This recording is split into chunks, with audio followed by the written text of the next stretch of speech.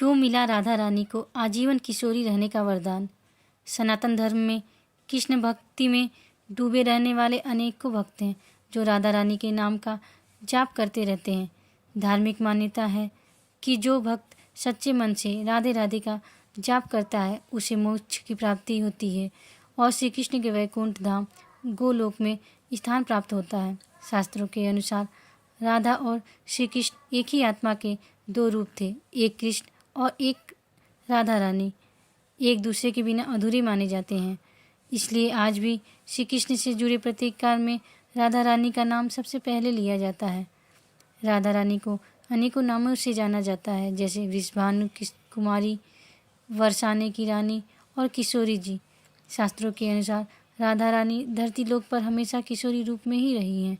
शास्त्रों में उल्लेखित कथाओं के अनुसार राधा रानी को ऋषि अष्टवक्र से आजीवन किशोरी बने रहने का वरदान मिला था।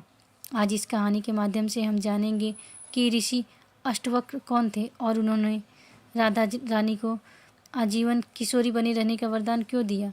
पंडित इंद्रमणि घनश्याल के अनुसार पौराणिक कथाओं में यह वर्णन मिलता है कि द्वापर युग में वेदों और शास्त्रों के महान ज्ञाता ऋषि कहोर और माता सुजाता के पुत्र का नाम ऋषि अष्टवक्र था। ऋषि अष्टवक्र अपनी माता के गर्भ में ही अपने पिता ऋषि कहोर द्वारा शास्त्रों और वेदों का ज्ञान सुनते थे, लेकिन उन्हें शास्त्रों का ज्ञान सही नहीं लगता था। इसलिए ऋषि अष्टवक्र ने अपनी माता के गर्भ के अंदर से ही अपने पिता से कहा कि शास्त्रों में ज्ञान नहीं है, ज्ञान तो हमारी अंतरात्मा में होता है। हम सभी सत्य को बाहर खोजते हैं, जबकि सत्य तो हमारे अंदर है। शास्त्र तो केवल शब्दों और वाक्यों का समूह है। अपने ही पुत्र से शास्त्र विरोधी बात सुनने पर ऋषि कहोर को बहुत क्रोध आया और उन्होंने गर्भ में पल रही अपनी ही संतान को श्राप दिया कि जो अभी तक अजन्मा है, जिसने अपनी माता के गर्भ से मेरे शास्त्र ज्ञान को चुनौती दी है, जन्म के बाद उसका शरीर 8 अंगों से टेढ़ा होगा। इसी श्राप के कारण ऋषि अष्टवक्र 8 अंगों से टेढ़े थे। ऋषि अष्टवक्र के 8 टेढ़े अंगों के कारण लोग उन्हें देखकर उनका मजाक बनाया करते थे और उन पर हंसते थे। क्रोध में आकर ऋषि अष्टवक्र लोगों को श्राप दे दिया करते थे।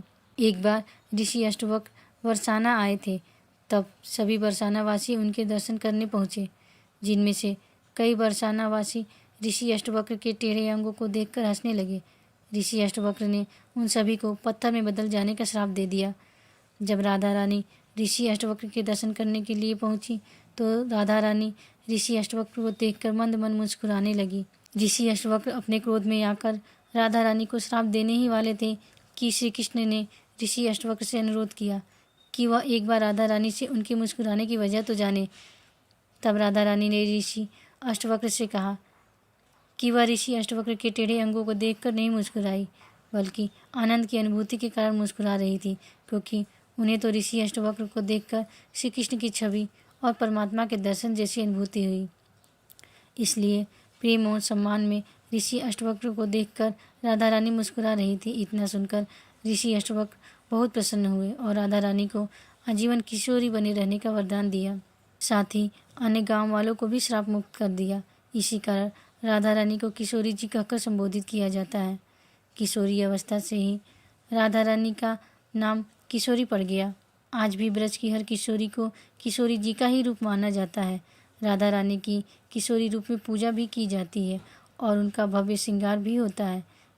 तो ये थी श्री राधा रानी के किशोरी नाम पड़ने के पीछे की असली वजह। राधे राधे।